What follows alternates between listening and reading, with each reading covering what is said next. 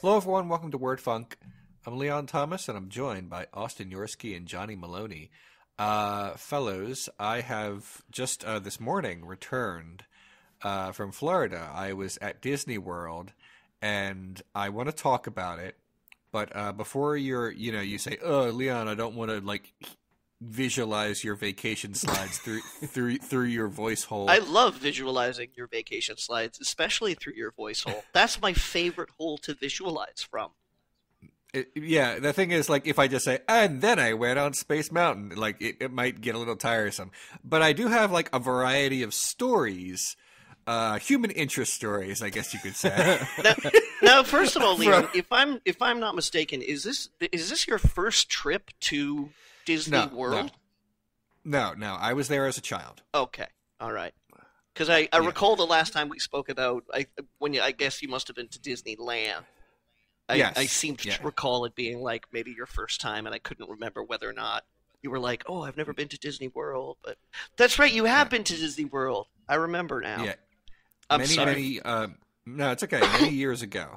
And before you ask, Tallahassee is 6 hours from Orlando. It was not. Right. It was not like we could have just ran outside and bumped fists real quick. Man, if only there was some high-speed rail or some other infrastructure project that the United States could build to connect people. We need the bank's pneumatic tube system. Get on it, Elon Musk, when you're not calling people pedophiles on Twitter. Yeah, I joked with Austin not long ago that if he wants to drive for 5 or 6 hours to wave at me as I walk into the park, that would be cool. But it doesn't really seem like it's worth it. It would probably be shorter for me to fly there. Yeah. Do you want to drive the breadth of Europe to stay in the same state? All right. We laugh about that, okay? But I have literally had people from Europe come and stay with us, or my family in North America, in Canada, and look at maps and be like, "Oh, well, that doesn't look far to walk," and then suddenly realizing that it's it is far to walk, because the way we make our cities are so spaced out that it's somebody's "Oh, 6 blocks, that's easy," but then it's North American blocks, and everybody's how do you do this? And everybody points at their cars. Well, yeah, I mean, Florida is a particularly weird situation because so much of it is inhospitable swampland that when they were, drawing the lines, they're anything below this livable point, we'll just call that one thing. Yeah, and but then you guys figure it out. What I mean in contrast, I just mean in contrast to Europe, where, by the time that the industrial age kind of came around, they already had a finite amount of space to deal with. So they were forced to metroify areas. North America is just kind of well, let's go that way. There's plenty of space out that way that we haven't ruined yet. Yeah. So, all right, I have a few stories, and then I'll try not to take up the entire episode with this. You had your very own Kingdom Hearts, Leon. You had a crossover, the Renegade cut in the Disney universe. Did you make Kylo Ren and Mickey kiss? I didn't meet either of them. But anyway, okay, let me get to the first thing first. Yeah, I'm gonna mute now. Leon, knock it out. Yeah. So I'm still here. Before I even entered the park, I had to get to the hotel. And here's the thing about the billboard that is immediately outside this hotel in Florida. There are many parks that you can go to in Orlando. There's the obvious ones. But there's also, there was a billboard for something called Machine Gun America. And it's what it sounds like. No, and that just sounds like something right out of Grand Theft Auto 5. All right. Well, you haven't heard the whole thing yet, because it's not just called Machine Gun America, because the slogan for it immediately under the title is "Fun for the Whole Family." It shows a child shooting a gun, And here's when I saw it, I was like, oh, America is satire proof now. There's no like clickhole article that mocks the American culture or way of life. There's never going to be like a juvenalian satire. Now, in fairness though, Leon, is that Florida is a wild state. I don't mean wild as in like there's lots of drinking and partying that goes on and things like that, but like Austin referred to, there's a lot of wilderness in Florida, and as such, like properly being able to defend yourself in certain areas of the state against the wildlife is a necessity. This was in Orlando. This was not in a swamp. Yes. Yeah. I acknowledge that. Stop, don't give these people the benefit of the doubt, Johnny. It was bad and it made me feel bad. Yeah. Fun for the whole family sounds like a little egregious. Right. That's like the joke slogan on The Simpsons under something where you're like, I get it because we're bad. Yeah, like the anyway. Crustios that have like the one super ninja sharp like metal Crustio inside that Bart accidentally eats. Fun for the whole family. Yeah. So after witnessing that and experiencing it inside of my body, I went to the first Disney park, which is Disney Hollywood Studios. I was there when it was MGM Studios, to give you some idea of when I was there. That was like a while ago when it was called that, and they had like a deal with MGM or something. It was fun. It's the park that doesn't have a lot of rides besides Toy Story, but it has a lot of shows. It has a lot of shows you can watch. There's the Indiana Jones stunt show, and there's like a Frozen show. The Frozen show was interesting because basically it's like a Frozen sing-along. You go in there and you think, oh, we're going to go and we're going to sing along to the songs, and that's going to be the show. But that's not the whole show. The whole show is like the framework of it is that there are these two like historian characters from Arendelle who like tell you the story of Frozen like in an abbreviated way that only lasts about a half an hour. But to spice things up, they just make little jokes throughout it, and that's fine. That makes sense. They decided to go a weird route with the woman historian because her entire thing was that she was extremely horny for Hans throughout the entire thing, and not like where she's like, oh, he's so handsome. Wouldn't it be nice if he asked me to marry one day? It's like, no, it's like she calls him daddy, and it's just acts extremely horned the entire time. It was weird. I guess that's for the adults. I wasn't expecting that, but okay. And at the end, Elsa comes out and she sings Let It Go, and snow happens everywhere. Like it sprinkles down from the ceiling, and that was nice. That was magical. Those are the things I like, experiencing at Disney parks, where like, oh, this is very, very strange, and it's like magic, and it's not just, a roller coaster. That's a Six Flags kind of thing that I'm not that into. But yeah, it was fun. The only other story I have at Disney Hollywood Studios is I was in line for the Twilight Zone Tower of Terror, and right before you go on it and they drop you and it's scary, Rod Serling is on TV and he says, "Welcome to the Twilight Zone. This is the blah." And as soon as it was over, we started to leave the room, and some like 45-year-old dick said, millennials will never know what this is about. Never fucking mind that back in the 1980s, there was a reboot of The Twilight Zone that I was alive for its first run around. Okay, so never mind that. But also, perhaps the most famous, science fiction horror television show of all time. Yeah, it's sort of ubiquitous in popular culture, but also it's on air still. Yeah, it's on Netflix. It was on Sci-Fi Channel for like decades. It's still on the Canadian equivalent of Sci-Fi, Space. It's on Space, like probably tonight. Yeah, the idea that people don't know what Twilight Zone is unless they're in their 40s or 50s or 60s or something is just nonsense. It's like walking into a Beatles retrospective and someone being like, "Gah, millennials, they won't know who the Beatles are." Pretty much.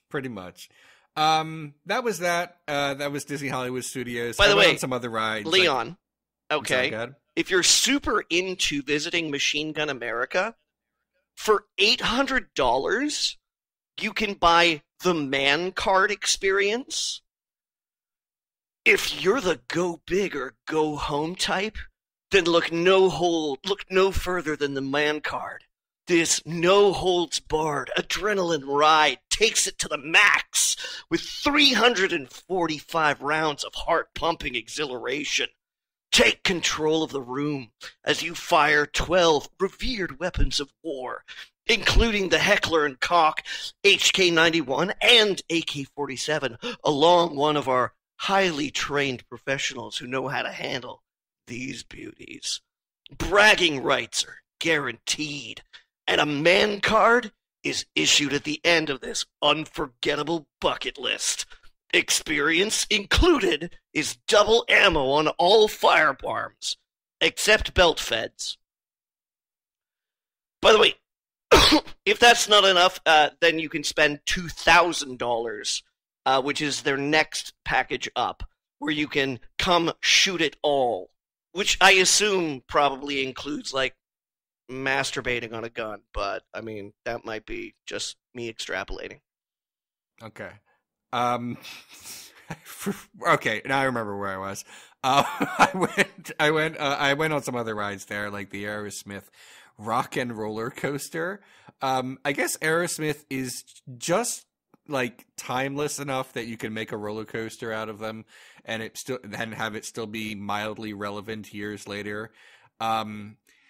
So that was fun. I then went to the next day. I went to Magic Kingdom. And instead of going on, the rides that are also at Disneyland, I mostly just went on the stuff that is sort of exclusive to that park, like the Carousel of Progress and Country Bear Jamboree and stuff like that. They have a lot of different shows at Disney World that they don't have at Disneyland. And one of the things that they have at Disney World in the Magic Kingdom that they didn't have at Disneyland is the Hall of Presidents. You got to see Doughy. When you go to the Magic Kingdom and you sort of look out among the crowd, you basically just see people from all over the world who wanted to come here. I know this because sometimes when people would walk up to me, they would ask if I spoke English first. I'm like, yeah, okay. That like happened. And it's because this is not like a place that just Floridians go to. Like all over the world, people come here. So there's all kinds of different people and whatnot. And that stops when you walk into the Hall of Presidents. It is all 50-year-old white dudes. And occasionally they're small children who have no choice but to come too. You're never going to see teenagers there. You're not going to see any people of color there. I'm sorry. Literally, the room fills hundreds. I saw one person who was not white that went there. And they wore, let's say, regalia and hats and ornaments that made me think that they were there to see Trump. I remarked on Twitter that everyone here is a cop. And then I watched the show. I didn't, I'm not going to make a scene. I'm just going to, record it and tweet about it. Private snarks. Right. Although I did accidentally protest, but because I fucked something up. I sat in the front row, where no one was around me. And I took out my bottle of Coke. to drink during the show, but what I didn't realize is it was swirling around in my backpack for a while. So I opened it up and it exploded all over the place. And I may have ruined at least temporarily until they clean it that night, the carpet at the Hall of Presidents. I wish I could say I planned that, like it was me being like petty, but like whose speech was it during? Was it like Andrew Garfield no was up one. there and you're like, fuck you, Garfield? Literally nothing. It was before the show even started. Oh, okay. I was like, all right, time to settle in, and here's my Coke. Whoop! So just a unilateral act of protest then, as opposed to one specifically addressing one of the robots. Right. Yeah, I emptied half the bottle, and I was like, I've made my point. In all seriousness, it is literally not a big deal. They clean these parks are immaculate. I'm sure that plenty of other people have vomited in and or around that area. Exactly. You know, so Coke, they were probably like, "Hey, it's an easy night." Yeah, the Disney parks are just spotless. They try so hard to make them look just beautiful the entire time. So I did the show. They chose what to say. Basically, only a few robots you could hear what they said. And Donald Trump is the current one, so tradition insists that he gets some lines. But Donald Trump doesn't have a lot of lines that aren't terrible. So they basically just showed like a few seconds of the audio from his inauguration speech, right, where he basically just has to say the thing that it says in the Constitution. Yeah, he didn't write any of that.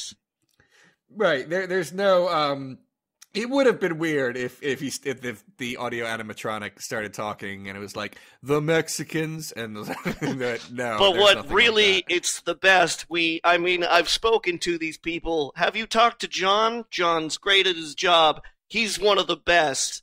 The best, we have the best right here, which is why we're doing so great. But really, this is a problem that needs to be addressed because it's so dangerous. Mr. President, this is a Wendy's. Okay. So that was that. I did have one really great experience that day, though. Was it when I told you that I missed you? Sure, but besides that, I had a good experience. But the longest ride in the park is no longer Space Mountain. It is the Seven Dwarfs roller coaster ride. Right. And I think just because it's fairly new, and like if you haven't been to Disney World in a while, this is the one you go on because you've already done. Like Space Mountain and Big Thunder Mountain Railroad and even Splash Mountain are practically ancient at this point. Yeah. Like some of them have been around for decades. Splash Mountain is like I wouldn't say it's new. I think it came out in the 90s. And the thing about going to amusement parks and things like that is that it's not just destination. Like people who live in the area will be like, "It's your birthday. What do you want to do?" "I want to go to Disney World." So like you get repeat visitors. You do. Yeah. I did go on some super old rides. Like one of my favorite rides to do was Carousel of Progress, where you just sit there and audio animatronics talk to you about airplanes. Right. It's fun. And what the kitchen is going to look like in 1990. Yeah. The Seven Dwarfs roller coaster, as a roller coaster, it's just fine. But here's the thing. I went on it as the park was closing because that's the time you can go on it unless you have a fast pass. That's the time to go on it where the line is not terrible because a lot of people have already left and a lot of people are about to watch the fireworks at the end of the night. So I went on it as the fireworks were starting. So they launch me out of the cave and you're outside for a brief period and the sky exploded as I'm going very fast. And it was really good. That was nice and I enjoyed that very much. Third day I went to Epcot. I imagine Epcot is a great experience if you're a drinker. there's, everyone does like drinking around the world challenges, I guess you could say, and they have lots of treats there for you if you drink. But if you're just like me, then it's a place that has some mild thrills and a couple good rides. Soarin' is a good ride. It's like a motion simulator that I did not hate. Usually I do hate them. And I can't even think of too many others. There aren't a lot of great rides there, but it does have a great atmosphere, and I enjoyed it for that. A couple things happened while I was there. One was, as I was leaving, the flag was at half-mast, and it really got my hopes up. They had to put Pluto down. So the other good ride I went on there was Spaceship Earth. It broke down right as I was about to get on it, but then they fixed it, and I was able to get back on it. It's fun. It basically just tells like the history of like language and whatnot, and it's cute. But at the end, they did a thing that made me very self-conscious, and I hated it. They take your picture as you go in. And usually when they do that, it's like, oh, you can buy the picture when you leave, like when you're going, when you fall down Splash Mountain or whatever. But that's not what happened. There's a little computer monitor display in the cart. And what happens is, at the end, they put your head on a little cartoon character, and the cartoon character sort of like wanders around. And like based on the things you chose in the computer, it does the things that you said. Like in the future, what would you like to do and stuff like that. And it was just really embarrassing to watch, and I was glad that no one else saw it. Only I could see it in the computer monitor. I didn't smile or like make a nice face. It was just me looking with a very neutral look on my face. And I did not like that at all.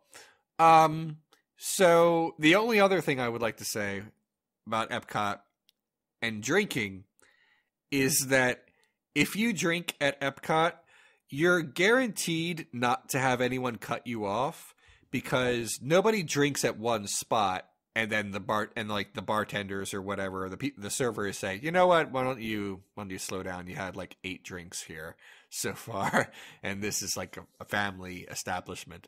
That doesn't happen, because people go to like America Pavilion and drink, and then they go to the France one and so forth.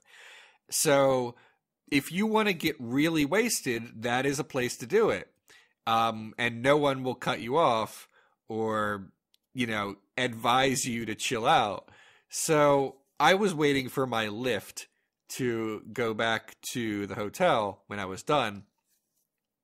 And like 6 grown-ass adults stumble out of the park, and the poor parking attendant, who is, I guess, supposed to be like doubling as security, is standing there, and he's like, hey, hi, how are you?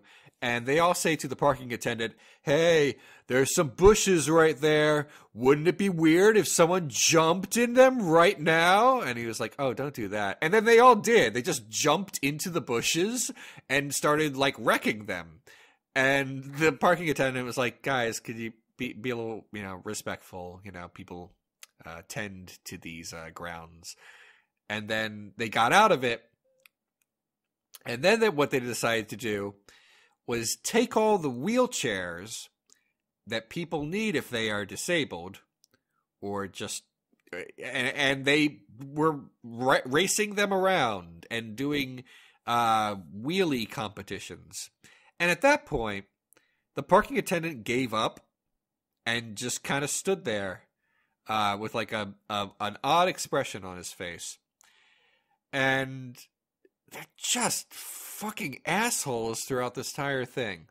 And just as a person who's never really around people who are drunk, it's like watching aliens imitating humans. like I recognize that these are human beings, but they're acting so bizarre that I can't understand like what they're doing. It was really shitty to watch.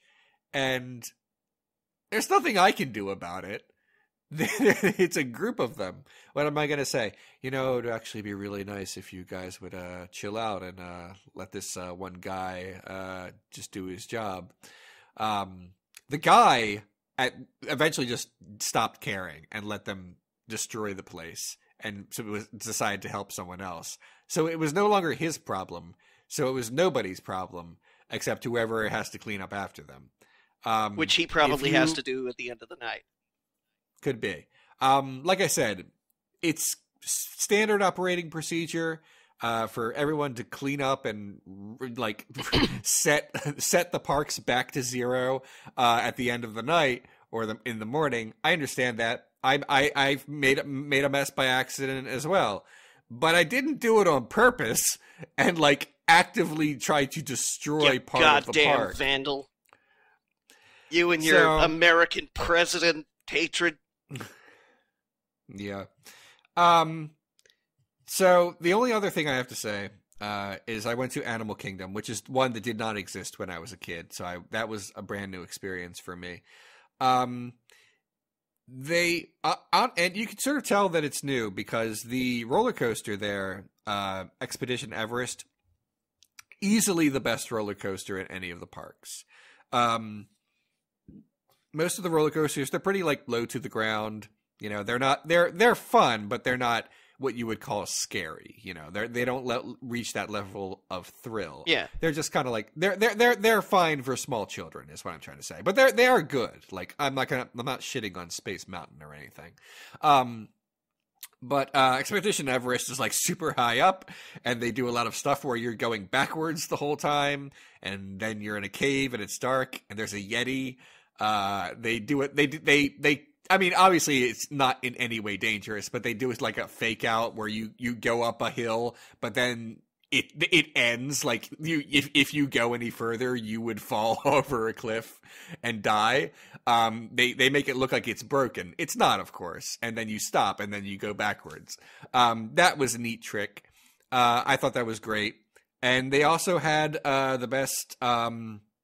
They do all these like sort of like 4D shows where you put on 3D glasses, but also like little sprinkles of water happen and whatnot. Easily the best one in any of the parks and was also short at Animal people Kingdom. like blow powder in your face, stuff like that. Yeah. Easily the best one at all 4 parks was at Animal Kingdom as well. It's called It's Tough to Be a Bug.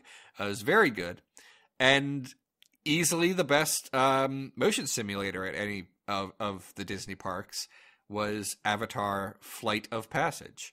So in a way, it's like the best one, but those are the big draws.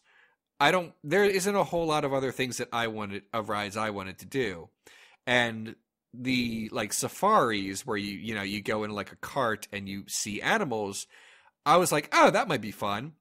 But the wait is so long that it just doesn't feel worth it. The wait to go on one of the safaris was like an hour and a half. Right. And I'm like, I know what animals look like already.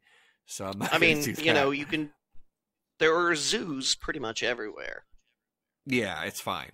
The only other thing I'll say about Animal Kingdom is that the line to Avatar: Flight of Passage was now. Is this just clarify for me here? Is this James Cameron Avatar? Yes. Okay. Yeah, the like a fourth of Animal Kingdom is designed to look like Pandora. Oh, great. Yeah, look, I don't care about the movie, but they designed it quite well in this park. That is the big draw of the park. Okay. All right. The line was 3.5 hours long. And it sounds like, oh, well, you can occupy yourself doing other things in that time. And if you're with people, you can just chit chat for the entire time and catch up on things. But I'm there by myself, and this was the 4th day of this adventure, and my body started to break down. My back hurt, my legs hurt, and worst of all, my feet hurt a lot. Like I couldn't stand without my feet like being in like a noticeable amount of pain. And it was just awful. Like halfway through, I was like, I should leave. But at that point, I was like, I'm so far into it that I just want to tough it out. And I did. And like I said, by far the best motion simulator I've ever been on. Like Universal Hollywood Studios, their entire park is motion simulators, and Disney banged one out at Animal Kingdom and did it better. I'm sorry, I hate to sound like I'm standing for Disney, but they clearly made a better one. Sorry. Are you trying to tell me that the Mummy Tom Cruise Dark Universe Universal Motion Simulator wasn't that great? There is definitely not that. I mean, I realize that. The reason why I said it is because it sounds ridiculous enough that it almost might be. Yeah, there is a Mummy ride at Universal Studios in California, but it is one of the only rides in the park that's not a motion simulator. It's just like an indoor roller coaster, and it is actually pretty good. And a mummy goes. It's the Mummy. I think the Brendan Fraser mummy, which is the superior mummy. Well, duh. Of the two. Yeah. So anyway, I had a good time. It hurt my body a lot and reminded me that I'm getting older. I didn't take into account how much even by like the third day, I was like, oh, I don't want to do this anymore. So I didn't take into account that I'm getting older, and just the simple act of walking around for a long time is eventually wears on me. Leon, you need a pair of good shoes and better core exercise. I have lots of shoes, and it just it just didn't work. So anyway, then you need better core exercise. I barely know what that means. But anyway, that was my point to me on this anatomical chart where the core is. Yeah, I'm sorry. That's it. Have you thought about doing Kegels? Jesus, I'm home now, so that's over. By the way, just so we're all aware, there's nothing embarrassing about a man doing Kegels. Leon, did you consider double socking it? Based on how you're saying it, I can figure out what that is in context, but I've never heard of anyone who has ever done that in life. Wearing two pairs of socks? No, I've never heard of someone who has ever worn two pairs of socks. That is a new concept for me entirely. But no, I did not think to wear two pairs of socks. It's comfy and is applicable in many situations in which you have to walk for 12 hours a day, which is called working outside. Okay, yeah, I don't do that. This. I don't walk. I have a car. I don't walk places. So this was. I wasn't expecting my body to reject the simple act of putting one foot in front of the other, even though I was doing it for a while. It gets tougher with age, man. I got to tell you, as someone who is now 39 years old, it can get difficult. Happy birthday, Johnny! Thanks, guys. Yeah. Have you considered wearing rollerblades next time? Yes, and a fanny pack. I definitely don't know how to. And jean shorts. So... Jesus Christ. And, wait for it, one of those, like, hypercolor t-shirts that changes color according to, like, how warm you get. Oh, boy. Is that real? Okay. Yeah, don't you remember those? Johnny, no, I definitely never bought those. Whenever you're saying they existed, no, I didn't. I didn't buy them either. But I mean, they were a thing. I mean, I'm not saying you're lying. I'm just saying. I think they were called Hypercolor. Hold on, I'm gonna Google this here. Yes, they were called Hypercolor, and apparently they're still available. That's great. All right, that's more or less it. I could go on and just say this ride was fun, but I've taken up way too much time just talking about my vacation. What did you guys do in the past week or so? Jump. Whoever speaks first is going. I got old. Do it. I think Johnny and I both did the same thing, or at least started it. I finished it. Punisher Season 2 on Netflix. Yep, all the way through. Did it. Cool. I thought it was... okay. It has some strong elements that don't really congeal well together. The structure is whack. Yeah.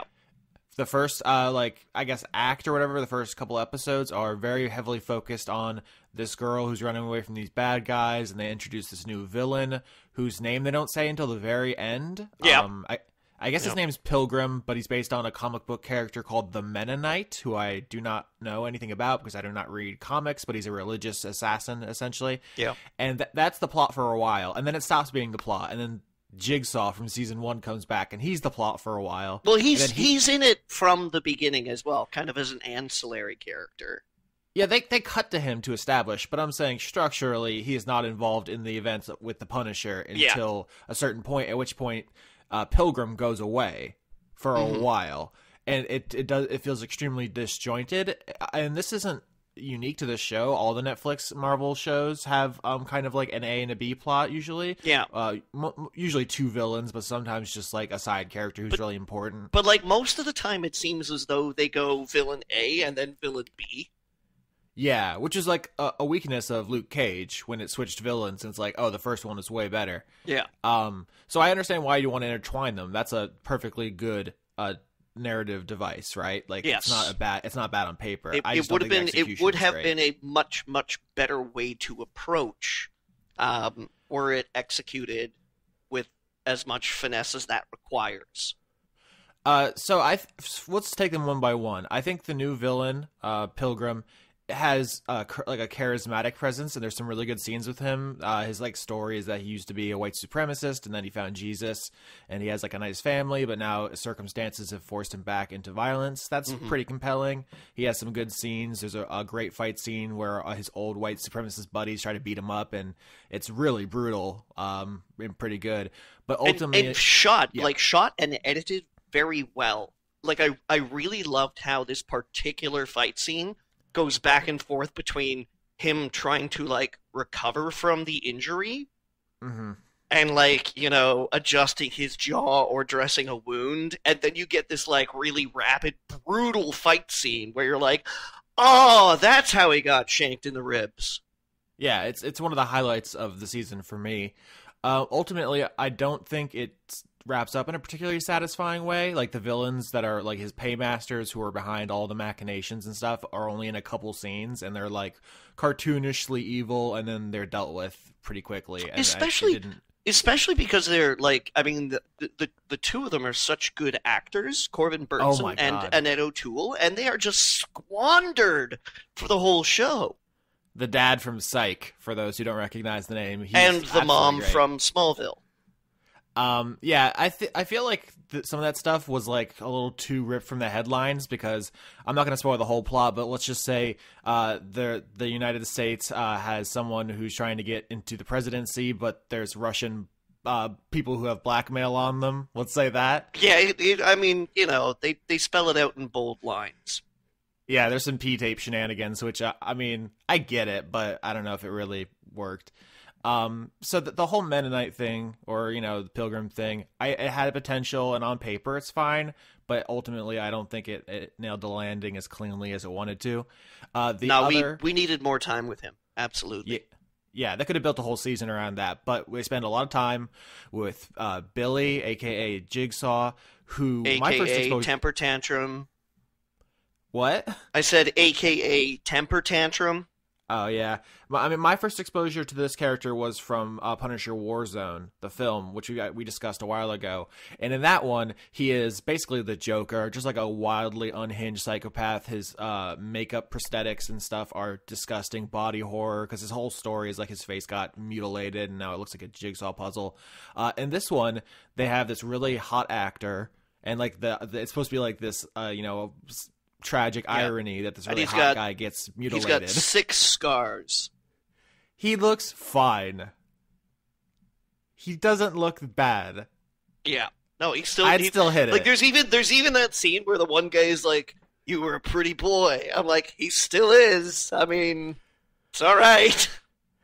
I could see where they kind of subvert your expectations, and they're like, actually, the psychological wounds were worse, and it's really his vanity that makes him such a bad guy. Yeah. But they don't. They kind of play it like he's supposed to be ghastly, and he's just not. he looks fine. And yeah, he was an asshole before and he's an asshole after, but I didn't really vibe with the whole thing. And maybe that's like his whole backstory is like he was abandoned by his mother and orphaned and so forth, which is like literally my human backstory. And it's not that, I mean, it doesn't turn you into a psycho mass murderer. It's not that big of a deal. I don't know. It didn't work for me. The performance is fine, but they try to make him like this combination of like the dark reflection of the Punisher and also the Joker, and it doesn't do anything for me. I actually like the Punisher Warzone Jigsaw way more. That movie is underappreciated, as we discussed before.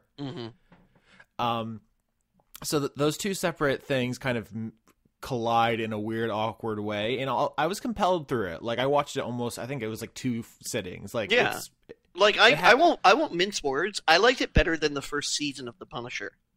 I did too, even though I don't think it's a sum of its parts situation. It kept me wanting to go. Yeah. Whereas the first season was always like, oh, what's next? Oh, what's next? Oh, what's next? But not in a way that I wanted to know what's next. It was like the show saying to me, oh, what's next? What am I going to do next? Oh, do you want to see? Oh, man. Oh, geez, guess what surprises I have for you? I mean, the surprises are always, guess what? The Punisher's going to kill people. Yeah, yeah, pretty much. You know, but the second season had me actually asking, I wonder what happens next. Yeah. You know, as opposed to the show like trying to juggle in front of me, I was actually more interested. They tried a pretty risky thing of giving the Punisher a kid sidekick, like basically a Robin. I think they kind of pulled it off, though. Yeah, honestly, I'm not mad about it. At first, I was like, "Oh, this is gonna be infuriating," and I mean, they deliberately play up what a bad idea this is at first. But it kind of works. Yeah. I don't know. She has a couple of cool moments. They also don't say her name until wildly late in the season, and the subtitles spoiled it for me. Not that that's like a spoiler, but like there's a lot of characters in this show who don't get proper names for a long time, which is a choice. Yeah, they also don't bring back Microchip, the like his second in command, which I mean, good, I think, because they would have had to completely destroy his life, fridge his wife, and everything to give him any motivation. That was nice to give that character closure, that arc closure.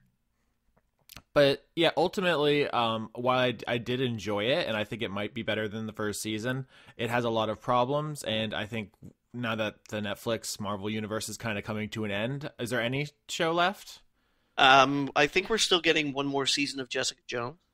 Yeah, which is probably the best one. I'm not that sad to see it go. All these shows are so hit and miss, except for maybe Jessica season 1 and Daredevil season 1. Yeah. That if all these things are going to get moved to Disney's streaming service, and this is the thing, I don't know that we'll see a Punisher series on the Disney streaming service. Yeah. So I'm kind of like low key hoping maybe that Disney lets Netflix produce it for a song. Yeah, I don't know. I mean, it is canceled, so they didn't work out a deal yet. Yeah. But I mean, the casting, Jon Bernthal is such a good Punisher. It's one of the strengths of the Marvel universe that their casting is always so spot on. Yeah. Like those characters, like I'm not going to be able to unsee him as like the Punisher, but I can also see why all these things are ending. That none of them have been, or so few of them have been like all grand slams. That is like, oh, this is such a tragedy. Consistent hits, particularly when we're talking about TV shows. You know, because it's not just about like Daredevil season 1 being everybody being impressed, but then Daredevil season 2 being such a comparative letdown. Yeah, and 3 was fine. I like 3. Yeah, me too. I'm down with 3. But our fucking several-year-long nightmare of feeling obligated to watch all these shows is finally coming to an end, and there is a palpable sense of relief from me. I don't know why we did this to ourselves, Johnny. Well, you know, I guess we consider ourselves critics. That's a mistake. I also watched and played a bunch of other things. Did you want to get in here first, Johnny? I watched a couple of things. I've been watching a show that a lot of people might consider out of my wheelhouse called Grace and Frankie on Netflix, which is a TV show starring Lily Tomlin, Oh my God. Holy shit. I can't believe I just forgot her name. Um, Jane Fonda. Thank you, Leon. Jane Fonda, Sam Waterston, and Martin Sheen. Where Lily Tomlin and Sam Waterston are married, and then Martin Sheen and Jane Fonda are married in the very first episode, and they all go to dinner, and Sam Waterston and Martin Sheen announce that they want a divorce because they're in love with each other. So it's about these two women in their 70s who get divorced because for many decades now, their husbands have been secretly gay, but haven't felt comfortable about being open to it until recent days. It is very clever writing, a very heartfelt show. I'm only in the second season right now, but the charisma between Fonda and Tomlin is immeasurable. It's a good laugh. I'm really enjoying it, especially the second season so far, where the whole like bittersweetness of having your married life destroyed because of a tragedy that you could never really control in the first place, of gay people having to hide their identities behind heterosexuality. The second season gets a little more lighthearted. It gets a little more confident. I like how it's juggling its jokes. But not everybody might be into it. The only other thing that I really watched this week that I would want to talk about is Polar. But if neither one of you has seen it, I can wait. It's the Mads Mikkelsen thing, right? It is a Netflix exclusive Mads Mikkelsen retired assassin who gets pulled back in for just one more job. Mads Wick. It is Mads Wick, yeah. And I'm not. Sorry, Leon? I'm just gonna say I'm not gonna see it, so you don't have to wait for me. All right, Austin, does it sound like something you want to see? I don't know. I'm waiting for your recommendation. I loved it. Okay. I mean, not only is it like I'm a huge Mads Mikkelsen fan. He can do almost anything, and I'll just love him in it. I think he's a brilliant actor with lots of gravitas.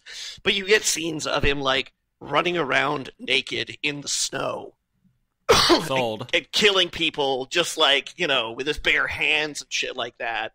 And the villain, played by Matt Lucas from Little Britain, is just such an insufferable prick.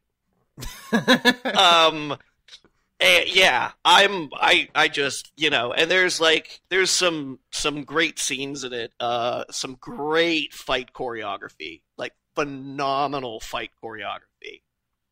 But yeah, it doesn't try to do the whole John Wick thing. There's a couple of like twists and turns, and they make him sympathetic in other ways, which not always successful. So I'm not always in love with the character, but it's very well made. He's brilliant in it. The fight choreography is fantastic, and the cinematography is beautiful. He doesn't eat anyone, though, right?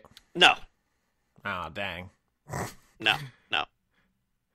But, some shit goes down, right? All right, we'll talk about it next week. Talk to me about what you've been doing, Austin. Oh, I saw a movie I wasn't sure I was even going to watch, and then I said, what the heck? And I think at least Leon's seen it. It's called Solo. Oh, God, yeah. I watched Solo before Wednesday, so I wasn't even like... The whole week has thrown me off, but yes, I've seen Solo. I saw it right after we recorded last time. Yeah, okay, so it went up on Netflix, I think, for me and Johnny, so we saw it. Leon, you saw it in theaters? I liked it way more than I thought I was going to. I try not to go into movies with preconceptions, but this one was in such development trouble, and, the Star Wars rebooted universe has been divisive, and there's a lot of baggage, I feel like, going into this. Yeah. And I thought it was a pretty fun romp. I thought it had a really interesting kind of structure to it. It had some twists and turns that were fun. The performances were good, better than I thought they were going to be. I will not deny that I was entertained by it right off. I mean, a lot of the things people say about it negatively are true. Obviously, that it should have been about Lando because he steals every scene he's in and he's not in enough. There's some deeply corny shit. The part where he gets Solo as a name given to him in an Ellis Island situation is corny as hell. Mm-hmm. There's a robot named Leet, which sucks. There's a bunch of like lame shit, but it just didn't damper like my enthusiasm for the action set pieces and the kind of almost Western style like pitting factions against factions and playing both sides kind of shenanigans, which I think worked out for me. The not the good, the bad, the ugly, the fistful of dollars. Leon, I don't remember if you talked about it when you saw it. Did you like it? No shit. What are you talking about? Tell me why. Your opinions are bad. I'm not gonna say that it's a great movie. It has massive problems. All I'm saying is I was entertained by it. And that was my expectation going in. I was like, I hope to at least be entertained by this movie, and I was. The performances were magnetic enough, like Austin said, the action set pieces were good. Donald Glover was fantastic.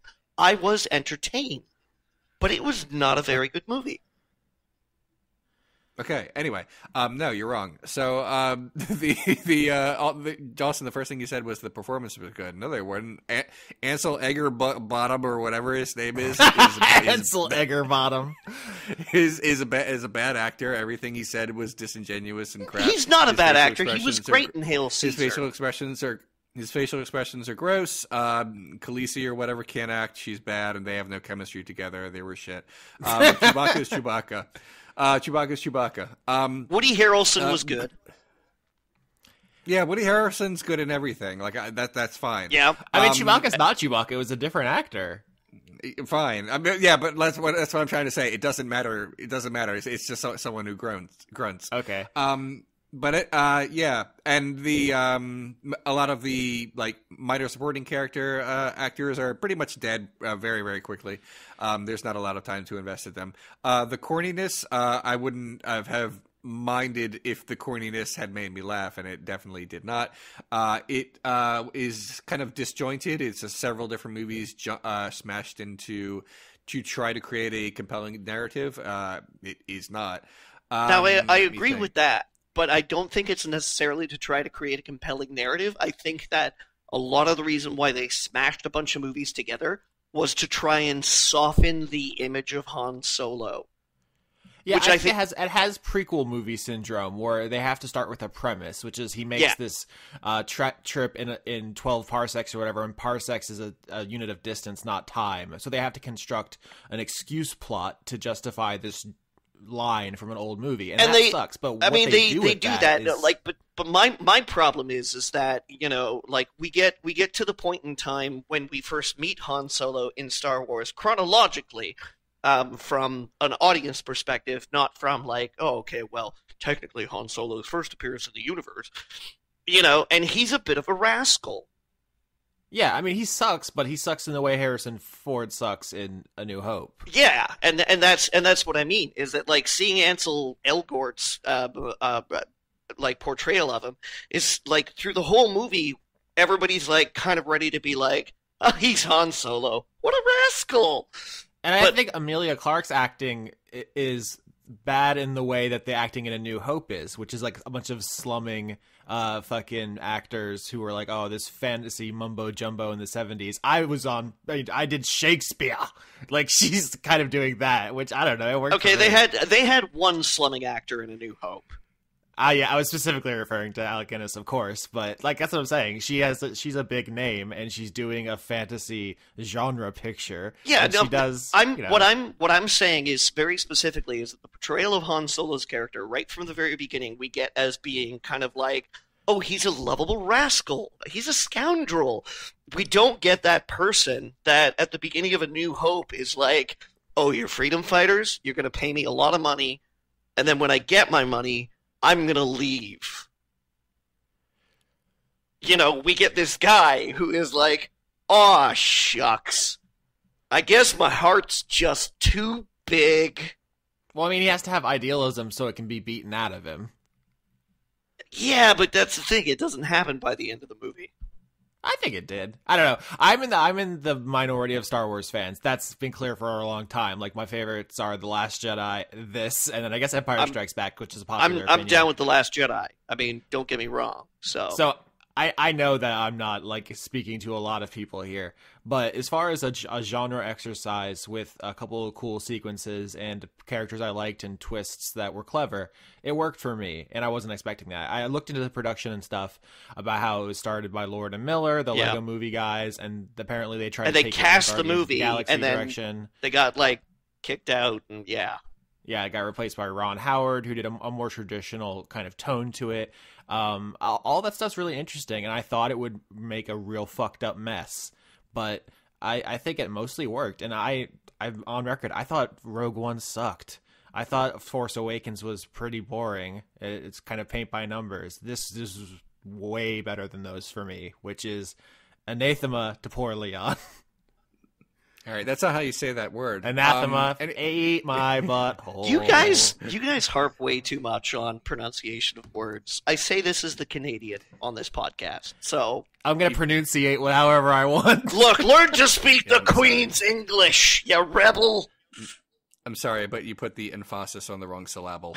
But yeah, Solo is very bad, and that's basically it. I was entertained by it, Leon. Live with it. No. I'm actually really interested. Like, Leon, how is it that bad for you? Like, okay, it was a messy, corny, boring thing with the guys you hated. Is there something like about it that got under your skin specifically, or is it just all of it? No. It was just an incredibly bad movie, and that's it. Okay. I'm just the extent of it. The level of vitriol is interesting to me. No. Austin, I feel like I'm just pushing back so hard because like you're so wrong. Austin, you failed to remember. Okay, we've had a little bit of a honeymoon period with Leon, where we've discovered that maybe he isn't the joyless curmudgeon that everybody has come to know him as. Yes, he is.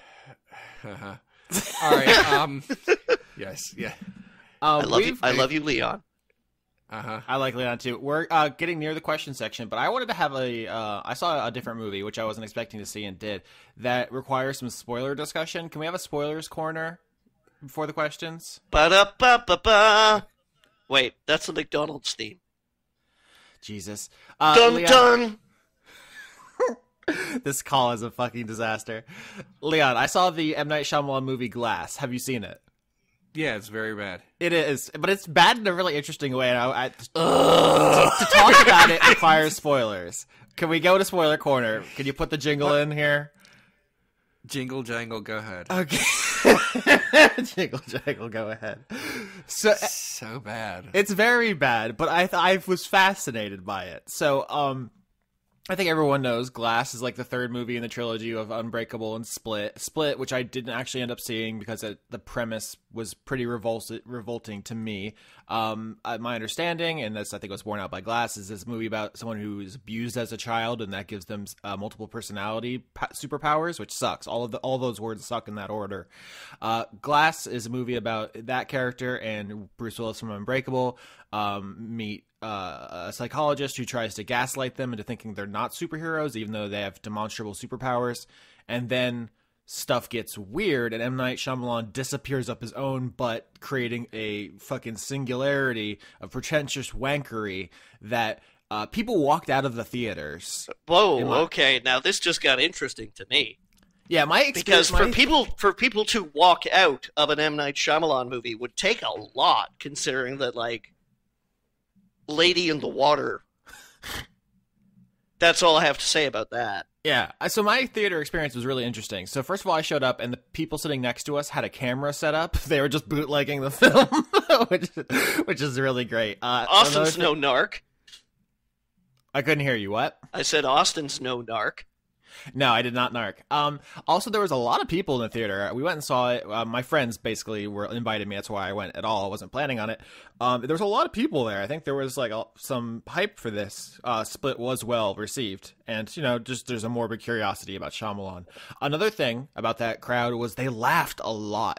I don't know if I've seen a maybe crowd that's why they showed receptive. up. Maybe they were aficionados of M. Night Shyamalan's work. I just think the movie is really unintentionally funny a lot. the multiple personality character who is.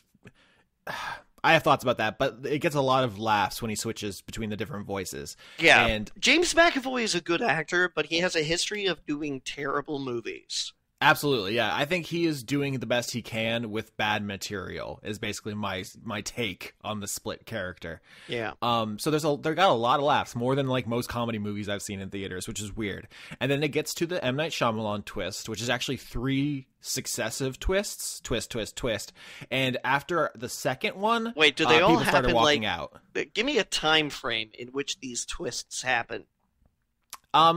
About 20 minutes left of the movie is the first one, and then there's another one after 5 minutes, and then there's another one 5 minutes later. Okay, and then kind of the denouement. So it happens like all 3 twists happen within 10 to 15 minutes of one another.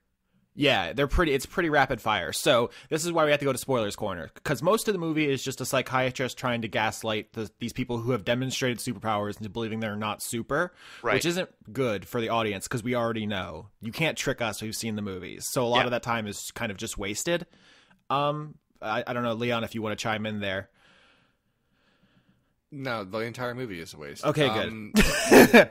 But then it gets to this climactic showdown, and what I think is a pretty good screenwriting. Maybe it just shows what a pretentious dick I am. But there's a really funny thing where he's building up this showdown at this tower, and then it doesn't happen. Which for me, I was like, haha, that was a good trick you played on us. But so the showdown that happens in the parking lot of the psychiatric facility instead of this cool tower where it was built up to be. So in this parking lot, there's like 3 successive twists. The first one is that Mr. Glass, Samuel L. Jackson's character, is responsible for creating the character from Split, James McAvoy. We already knew he created Bruce Willis with the train crash and Unbreakable. But the first twist is that Mr. Glass was behind everything, not just Bruce Willis. Jeez, so in a movie called Glass? Wait, what? I mean, isn't the movie called Glass? Yeah, but I mean... He's a main character. You just didn't know he also engineered the other movie. So that's kind of the first twist, which is corny but fine. And then there's the second twist, which is that the psychiatric lady is part of a secret organization that wants to kill all superheroes because if everyone's super, no one is, or whatever. And then all 3 main characters die. She kills Bruce Willis dies, Samuel L. Jackson dies, and James McAvoy die. That's when people started walking out. And then there's the third twist, which is that this was all part of Mr. Glass's plan, and he filmed it all to expose the evil organization and the fact that superheroes exist. Which isn't, like, he could have just filmed Bruce Willis bending steel, or like James McAvoy climbing the walls or whatever. Like, if superheroes exist, like YouTube exists, we can already see people who can, like, stick spoons to their skin. Like, it's just a Ripley's Believe It or Not thing. Yeah, here's the thing about recording the superhero fight. Nothing that happens in that superhero fight is particularly super due to budget constraints. Yes. Like someone bends something that could easily have been a prop. Someone pushes a van a little. Look, I'm not a big person, but if I get me and 2 other guys to rush a car, I'm pretty sure we can put a dent into it or shake it a little bit. You can absolutely go on YouTube and see like man flips car. That's right. Yeah. It's not nothing that happened in that superhero fight was so magical that it would convince people that superheroes exist. I think it's a limitation of the budget, really. They weren't going to show anything too massive. This was done like very cheaply. Like Bruce Willis was there for like a few days, and you can tell. Samuel L. Jackson is the titular character, and he's barely in the movie again due to budget constraints. And these are 2 big name actors.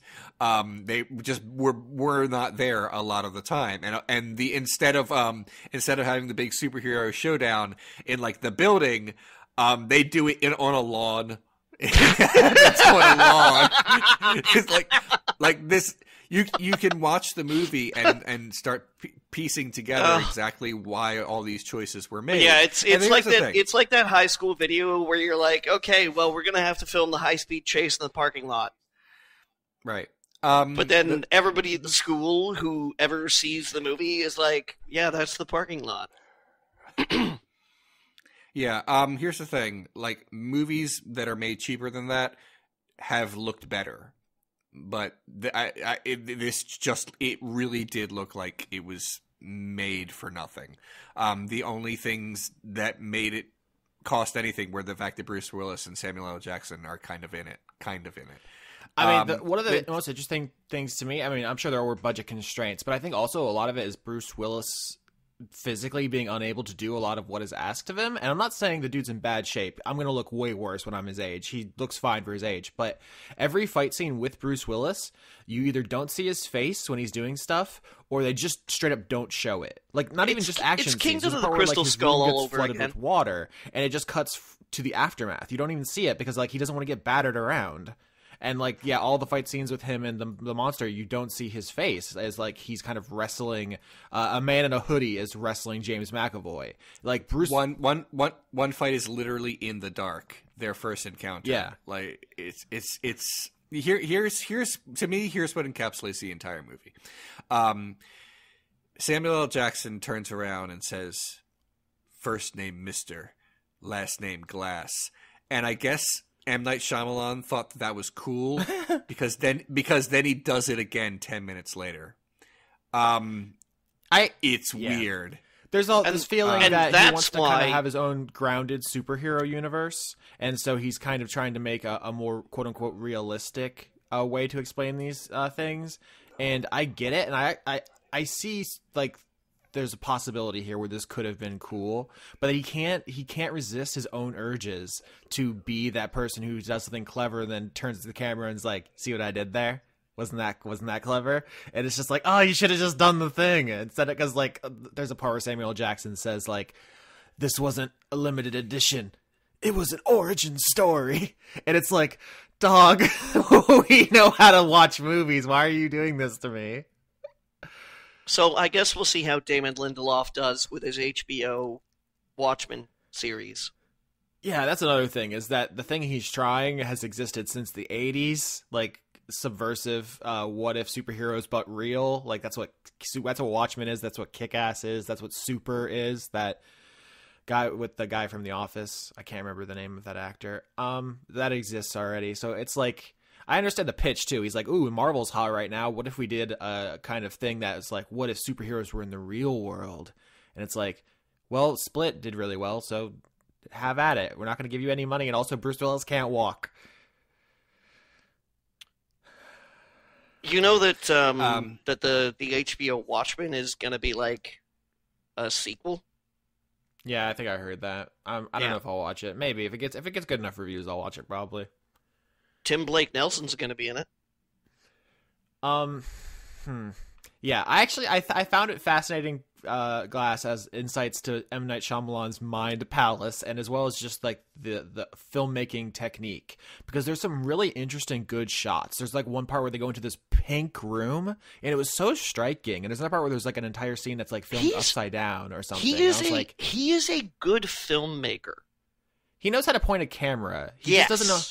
He can't make people talk like human beings. That's the thing that is the most destructive to a lot of his scripts, is that no one talks like people. It's so weird and bad. I get that. I disagree with the he knows how to point a camera. There are some movies where he hired a very good cinematographer to do some really impressive shit. Like The Village, at the very least, looks great because Roger Deakins did the cinematography for it. In this movie, I disagree that he knows how to point a camera. There's a lot of really shitty shots. It is hard to fuck up shot reverse shot, but he managed to do it. There's a lot of like I'm looking right into the camera shots with Sarah Paulson, I guess because the other actors weren't really there all the time. Yeah, it was literally that. I was gonna say. Probably. Yeah. Also, there's kind of this strange thing. Never mind. Fuck it. I don't want to keep going on about this movie. As soon as you're ready to do questions, I'm super ready. I'm ready too. I haven't seen it, but I see the two of you both agreeing that it was a shitty movie, but for different reasons. So. Okay. Are we on the same page vis-a-vis The Village not being as bad as people say it is?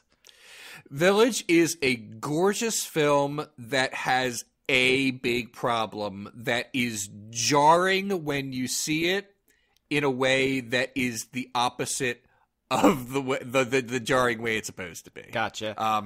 I don't hate that movie, but it is. You can kind of see M. Night Shyamalan's career start to dive, not even with this movie, but 3/4 of the way through the movie. I would call it incurable. I think I'm in agreement with Leon here. Also, I think Glass had a couple of pretty funny lines. I think his comedy chops are surprisingly good. There's "Are you one of those Hello Kitty perverts?" which I've been thinking about a lot. That's a very good line. And there's the other one, which is like "Superman punch him, Daryl," or whatever the guy's name was that I genuinely cracked up. I think Glass is pretty funny. Not always intentionally, but... All right, let's go to questions. It's up there with "Are you eyeing my lemon drink?" Did we ever talk about this? I don't know if this is in your big YouTube thing. Molly McDade, at author of Nebulae, asks, "I'm waiting on Leon's hot takes on Aquaman. Did you just say it sucks? Isn't that your thing?" I already did it. No, stop asking me about fucking Aquaman. Everyone wants to know. I already did. I made an entire tweet thread about it, and everyone keep asking me in the comment section of the DCEU videos, "Well, what about Aquaman?" Follow me on Twitter, shithead. If you're tweeting at Austin, then you probably already do. You know what I thought about Aquaman. Stop stirring the pot. How dare you? How dare you want my opinion on a movie? No, it's fine. I didn't like it, and I already explained why, and I don't want to. I'm not going to make a video about it. Everyone needs to eat me. He's so testy tonight. Joe D, at Joe FXD on Twitter, asks, "What petty, meaningless thing would you shut the government down for a month to get?"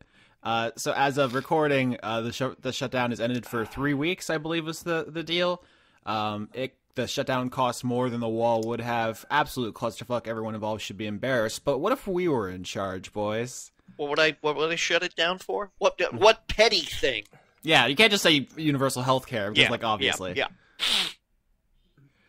Petty thing. Lifetime supply of brisket. Okay, so this is personal enrichment. It's not like you would get like fucking. That's all he's doing, anyways. It's not gonna fucking It's not gonna stop immigration from happening. People are still gonna fly into the country or drive into the country and stay. It's all personal gratification. I said there'd be a wall. Now there's a wall. I'm the best. Yeah. So I may as well take some enjoyment from it. And if he enjoys being the big boy who puts on his own pants, I want brisket.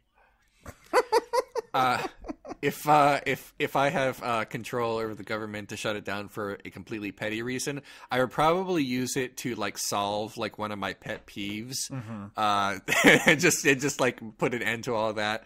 For example, I hate it when people walk on the sidewalk, not in a clump or one in single file, but holding hands, and there's 4 of them, right? So they the block spread. the whole way. Get the fuck out of my way! You're talking about the spread. Yeah, get the fuck out of my way! What are you doing? This isn't okay. Do you have any respect for anyone else who is around you? I hate that a lot. So it would probably be something really petty like that, if that is the traffic lines on the sidewalk, where it's if you're walking in this direction, you have to be on this side, and if you're passing, you got to go faster. Yeah, I never know what it's really called. I always just call them walls of people. Get out of the way. I want to end a wall. I don't want to erect one. So there. That's that. I turned that. That was a segue or something. That's really clever. It was a podcasting trick where you refer to one thing with another thing. I would put up. I didn't mean to. I didn't even mean to. I just legitimately hate that. Go ahead. I would shut down the government until we build a wall around Facebook headquarters, trapping everyone inside until we get a kind of Donner Party situation going on. I would not open it up until they had all devoured themselves. No, I feel like the petty in my case would be pretty difficult, because I would be just bring me one of every video game, or something real fucking boring and shitty. But if I actually had that power, it would probably just be we're raising taxes. Like, I'm being petty about this. We're going back to 1950s taxes. God, that's such a cop-out, Austin. It is, That's I not know, petty but it at is all. petty, right? It's in a way. No, it's not. It's like something that people are straight up proposing in Congress right now. Fine. How about, I mean, brisket is good. What if I just go for, no, I know, everyone has to let me pet their dogs. I'm going to go from house to house. If you don't let me pet your dogs, you don't get any more government. Yes. God, that whole thing, we're not a politics podcast. We're not going to get into it. Okay, we got some questions here. I'm going to attribute this to Omnilord Integrated at Spatial Shepherd, but we got a couple of them. Anybody want to talk about the Donkey Kong 64 stream that Hbomberguy did, which we have some friends and colleagues who were in, and it was a big success, and everyone's excited. Cool, talk about it. It was amazing. I Yeah, mean, it was cool. I caught bits and pieces of it. slam dunk on Linehan, Yeah, Sure. he sucks. who is now never going to be able to look at Donkey Kong again without feeling just a little bit of like impotent rage. I wonder how much he thinks about Donkey Kong. For those who don't know, YouTuber Hbomberguy did a stream playing Donkey Kong 64 to raise money for Mermaids, a UK charity which provides supports for transgender people, and that's pretty cool. He was only expecting to make a couple $1,000s, but it ballooned into a kind of phenomenon. I think he raised over $200,000. $340,000 was Jesus the last Christ figure bananas. that I saw. Attracting visitors such as Chelsea Manning, Alexandria Ocasio-Cortez, and Dice Funk co-host Laura Kate Dale. So, just a lot of really cool people up in the mix. A lot of, like, former Channel Awesome people. Well, I don't know how else to refer to those people. Just like YouTubers that are orbit. It's just a really cool thing. And Beaver Bothers bullshit. It could lead to some better things too, which I think is the real takeaway is that's a numerical value right there of how some gamers and stream watchers care about trans people. So with that number in our back pockets, now we can proclaim to be more than just a bunch of SJWs. Yeah, it's easy to feel like the world is extraordinarily cruel. So it's nice to have a verifiable, quantifiable reminder that there is kindness and empathy out there, which, especially for people without our privileges, I have to imagine is very good. And I've, and seen a lot of people speaking it's to not it. even as though Hbomberguy is like one of the premier game streamers out there. Mm-hmm. He's a nominally successful YouTuber who did this, and the support that came that way is encouraging, and I love that. Also, I'm glad everyone finally realizes that Donkey Kong 64 is good. I've been holding that torch for a while. It's a good game. Never played it. Cool. Yep. Next question. Taria Gale at the Xenochrist on Twitter. How long until Bioware gets shuttered like so many other studios and that got gobbled up by EA? So Anthem comes out soon. Johnny, what do you think? Well, if Anthem doesn't do well, I think this is the swan song. You don't think they'll finish Dragon Age 4, which they are reportedly working on? It depends how far along in production they are. Because we all know that Redwood Studios got shuttered while they were in the middle of working on a Star Wars game that was headed by multiple times to different studios. Yeah, I mean it has, but like Redwood Studios particularly had what's her name from Uncharted? Yeah, I know and Amy Hennig. Amy Hennig, thank you. So it wasn't like that was a minor project, Yeah, it may just very well be that if Anthem doesn't do tremendously well, we might see them shutter. If it sells well enough, then, like, Dragon Age might be their last chance. It's hard to tell, like... Because in the end, it's never been about the talent You know, it's all about the share price. I mean, most of the talented people from the studios they buy leave because working for EA sucks. So BioWare exists on paper, but the BioWare you love is mostly dismantled because the human beings who made BioWare's video games aren't at BioWare. Yeah. I mean, we all know that in the last, I think, 6 years, that both the guys who founded the studio have both left, seemingly as a condition of the studio's sale to Electronic Arts. And let's be honest, their last couple offerings have had lackluster results in market. I'm speaking, of course, very specifically about Mass Effect Andromeda and Dragon Age Inquisition. I mean, both those games sold relatively well, maybe under the expectations, although expectations of the video game industry are wildly inflated. And I think both those games are okay. Inquisition's better, but the problem I see is that none of these things are like viral successes in the way that EA wants. I think Anthem's going to come out. I've seen a couple hours of footage of it. It looks okay. The same way Andromeda's okay. I think it's going to sell okay, and that's just not enough. EA wants FIFA. They want Madden. They want Call of Duty. We're talking about the industry that gets motivated by like Metacritic scores. You know, you don't want to spend as much money as it takes to make a AAA game and be halfway into the next iteration of one when you learn that like the last how many millions of dollars you just spent is seen by the consumer as maybe I'll pick it up on sale. Especially Anthem is in a really tricky place specifically because it's trying to be a Destiny-like. It was kind of conceived like as which has pretty much ruined itself by now. I mean, Destiny was like really hot off the block. Everyone's like, "Oh, this is the new thing," but Destiny wasn't successful. It was a huge catastrophe for Activision, who invested $500 million into it, and then they recently divested themselves of Bungie because, as much as Destiny was talked about and it had many concurrent players, it wasn't bringing in the kind of games as a service profit that it needed to justify itself. So it's like BioWare bet everything on copying something which actually wasn't worth copying. Yeah. It's wild. And I make this joke on Twitter all the time.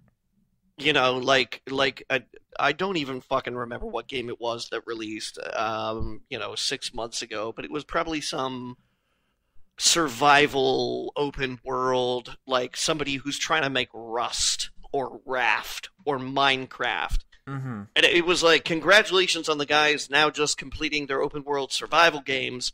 I really hope your Battle Royale game development goes well. Yeah, and that's a good comparison because those were things worth copying. Minecraft made more money than Christ, and Fortnite is, it's hard to even explain. It's its own country in GDP. Yeah. It has like economies that rival like European nations.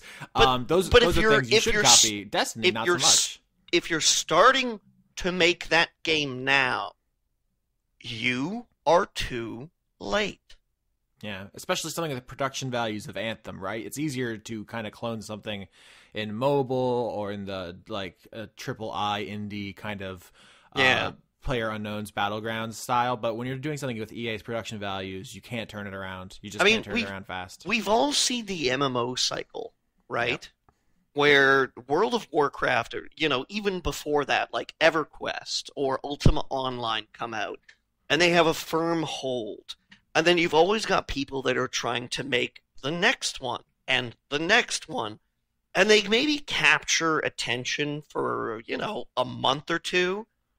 But then all these people who love MMOs go back to the World of Warcraft because they have the most time invested there.